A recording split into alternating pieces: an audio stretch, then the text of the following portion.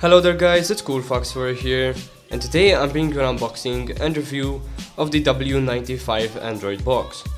If you buy this from the link down below, you will also get this wireless keyboard, so you should keep that in mind, since if you buy the Android Box alone, you might not get this keyboard, obviously if not bought through the Amazon link down below.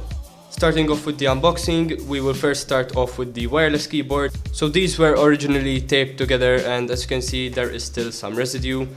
But anyways, on the front you have a picture of the keyboard itself. On the sides there is nothing written, and on the back there are a few specifications and for what you can use this. So opening it up, inside you will find the keyboard, a little card here stating something about a free item, a little instruction manual which is not really needed, and also the charging cable. Now as you can tell, this particular model, as I said before, is backlit, and you have a little trackpad on the top, the play pause button as well as the volume buttons and skip track buttons. You also have a little pad here with an OK symbol, and also the full keyboard here with the numbers as well as the F buttons on here.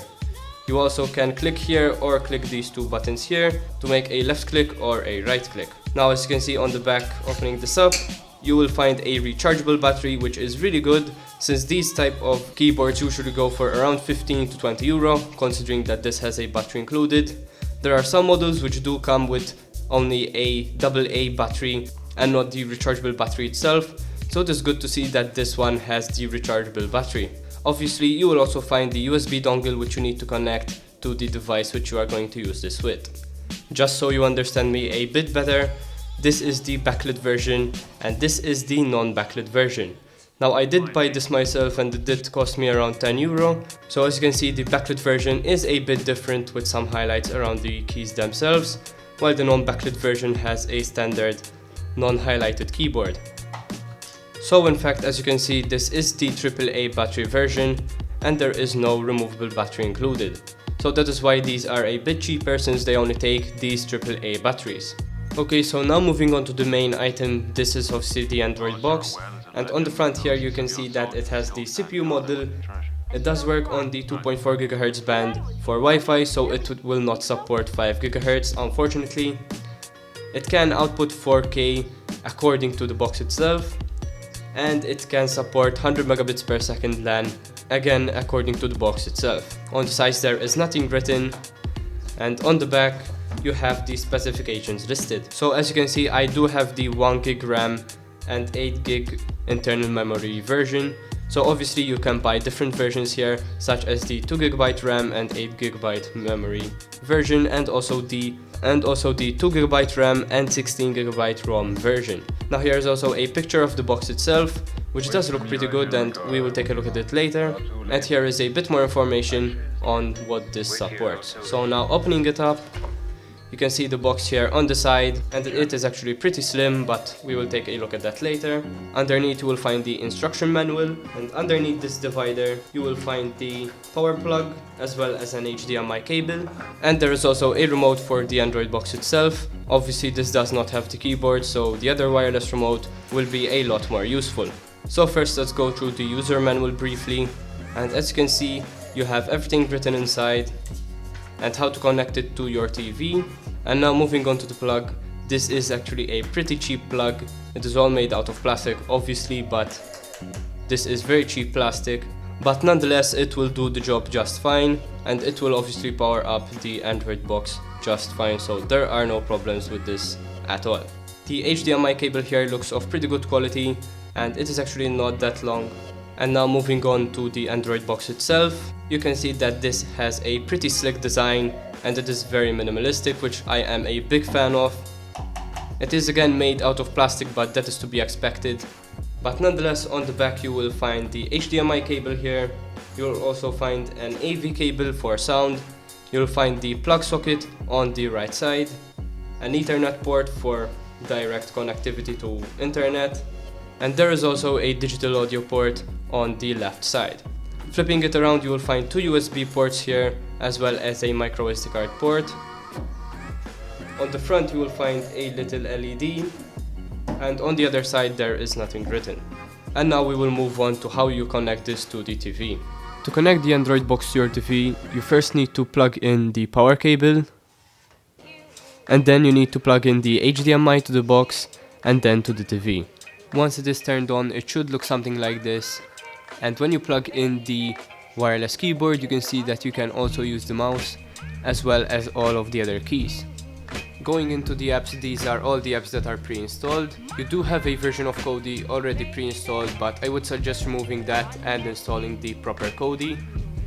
You do also have App Installer, which is basically going to scan your local disk and try to install whatever there is on there. Now I did install the APK for Kodi, which I will show you how to install properly.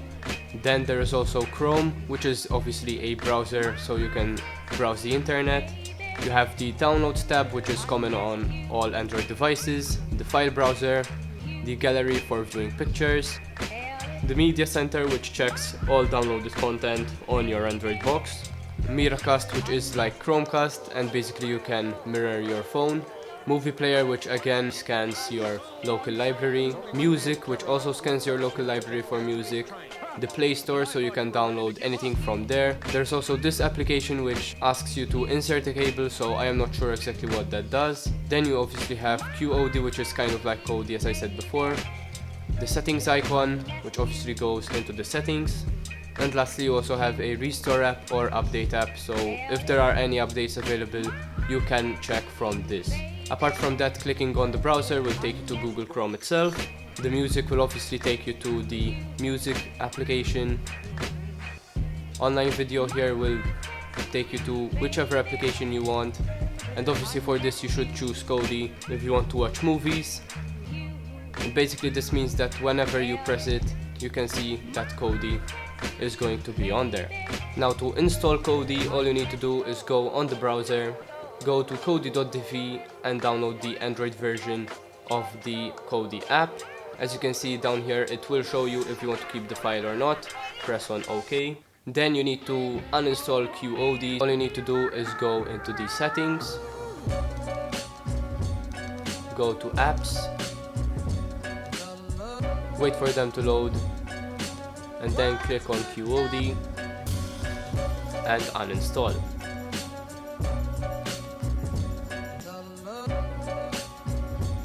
And there you can see that it has just uninstalled. So now to install Kodi, the original application, you need to go to File browser, and here you've got the downloaded application, which should be named something similar to this. Click on install, and there it has just installed. And something to keep in mind is that if you are going to install Kodi while Qod is already installed, it will not let you since they are both registered as Kodi, so there will be a bit of a conflict. So for this you need to click on allow. Okay, so after trying out Kodi, it did not work at all. I did download a lot of different add-ons, I did try a lot of different settings as well, and nothing worked. So then I did download Popcorn Time, and that did fortunately work. And I did also download Showbox, which also did not work for some reason. And I did download another player which it did not work with. So I have no idea what's going on here, and I do not know if it's something to do with the Android box or something to do with maybe the Wi-Fi connection or something to do with the application itself. Now as for Kodi, there were a lot of people experiencing the same thing, and some fixes said that if you download a VPN it would work, but I did download a VPN and it still did not work, so I have no idea why that was going on. Nonetheless, going on to Popcorn Time, as you can see, it does work pretty well. Now to work with Popcorn Time, all you need to do is click on a movie that you like, press on play. Here you can just click on continue, and as you can see, depending on how much storage space you have, you need to select a different torrent in this case, since I do not have 4 gigs available. So as you can see, in fact, there is a loading bar here, and once that is all loaded up, it will work just perfectly. So here, as you can see, the movie will start right up. And here, skipping a bit through it, as you can see, it does need to still buffer. So obviously this is still a streaming service. So I hope you enjoyed this video, guys. If you did, please leave a like and subscribe for more content. This was CoolFox, and I'm out. Peace.